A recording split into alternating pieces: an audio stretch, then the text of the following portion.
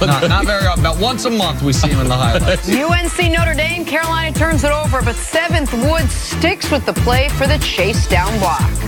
Jenna Wolf during the break really convinced Seventh Woods might have been named after a Seinfeld episode. I bet you he was, and y'all laughed at me. Lay how much? I'll make the money bet against $1 that Seventh Woods, who was born in 1999, was not named after a Seinfeld. I bet you that's when the episode came on. I'm putting my dollar down. Okay. High school hoops. Noah Farrakhan from IMG Academy in Florida drives to the basket. Over 2 defenders. Oh, Noah, my goodness, this is hard to believe. He's outside the dotted line, goes airborne. IMG, they got some good athletes down there playing basketball and football. See, a little Tom Chambers factor, where you hit the guy and it makes you go a little bit higher. Shoulder got him a little lift. Yep. Dave Vermacher, look it up for me. Moving to one of the most entertaining offenses this NFL season. Yeah, I think there's a culture problem. In the Chiefs?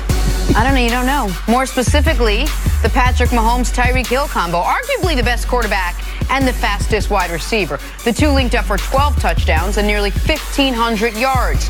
You know you're good when a member of the Patriots takes the time to dish out high praise. There's not a lot of guys like that walking around the face of the earth. So, and I don't think it's just that he's fast. I think it's the ability that he has to accelerate and reach top speed is second to none in this league, certainly. And I tell you, he's not just a fast guy anymore. He came in the league, and he's a fast guy. Well, yeah, he's a fast guy, but he can hurt you in a ton of ways, and I think he showed that this year. You know, he's an all-pro as a receiver. He'll always be an all-pro in my book as a return man because of what he can do anytime he touches the ball. So he'll cause you to lose some sleep at night, that's for sure. All right, CC, talk about Tyreek Hill's transformation a little bit. When did he really develop, and how did he develop into an all-pro wide receiver? It all started, I think it all started a couple years ago when they just became intrigued and they started looking at him more than just a returner. Because when he has the type of speed, it is frightening. And Matthew Slater, he's one of the smartest guys that we have in the league. Great story, great special teams player. He's terrified because he knows in a cold, frigid climate, it's a special teams game. And he realizes that even on a slippery surface, even if it's sub-zero, even if the wind is blowing 15, 20 miles an hour, it don't matter to a cheetah. Like, he's the fastest guy with the football in his hand in the NFL. It's no hype to it. So when they started developing him, getting the ball in his hands offensively, and for me, his own personal development, when you can start to see that he started to transition from, I'm going to learn football, and he started to learn routes. He started to go into the slot. And you can only have your most sophisticated wide receivers playing in the slot. So it talks about his ability to be able to commit himself to trying to work on his route running, working on his overall hands. Small people have small feet and they have small hands, but he can make spectacular catches in traffic. And typically those attributes don't go with a very speedy wide receiver. They don't like to be hit. They don't make adjustments of playing well in the slot. And typically the route tree and knowing all the routes is not that important to him. So seeing his development in all those areas, and you have to give credit to Andy Reid, seeing the talent, developing the talent, and now utilizing the talent in full display,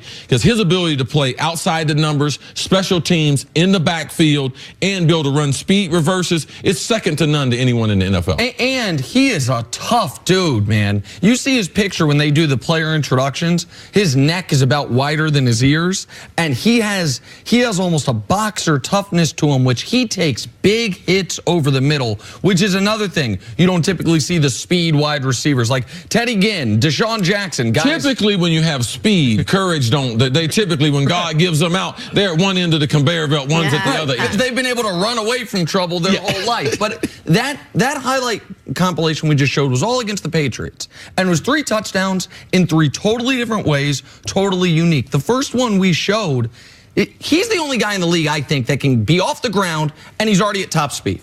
Like, for him, he lands, he's at top speed. The next one that's going to show, he reads where Mahomes is going. He came all the way across the field slid and caught it. Yep, broke his route off. That's not a special teams player. This one here is just a regular route. He's running a post route to the corner of the end zone. But it's everything. Go ahead. Yeah, but that's significant because they had him supposedly bracket coverage. He was so fast, he ran through the coverage. And that's what the Patriots are going to have to deal with on a regular basis on Sunday. Right, and that he is the most important player in this football game.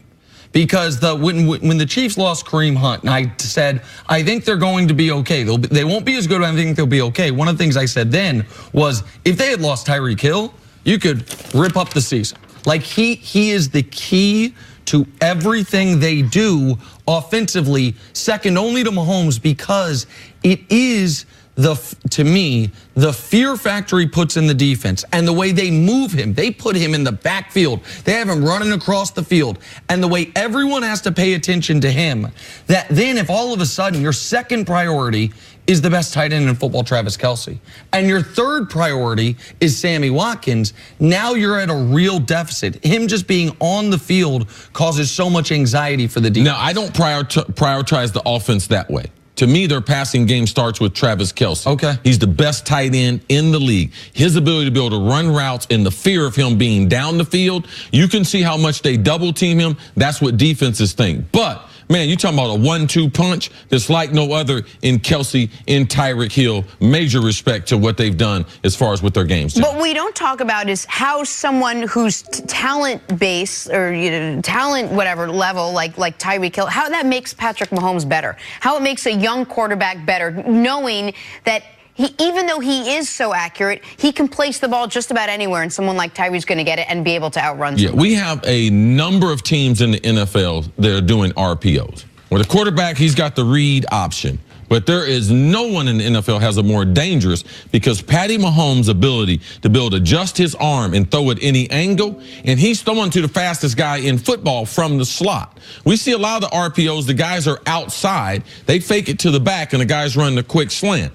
In the first New England game, man, they had Tyreek Hill open. He's so dangerous. And now with those RPOs and the separation with those linebackers, he can do so many things that the defense fears. It breaks down the principles for which the defense, and you won't have no one to run with him. So there's no one like him in the game of football, and how they utilize him, I believe, is really, really special. And those RPOs is just one aspect of it. And he is a big game performer. First game of the season, the game that got this Chiefs season started off right on the road against the other best team in the division, the Chargers. He starts the season off with a punt return touchdown. First touch of the season for the Kansas City Chiefs was a touchdown, and then in that game, 7 for 169 and 2 touchdowns. The next biggest game they played, that Pats game, 7 for 142 and 3 touchdowns. The Rams game, the game of the year everyone was talking about on Monday Night Football, 10 for 215 and 2 touchdowns. And the game that saved the 1 seed for the Chiefs, that Baltimore Ravens game,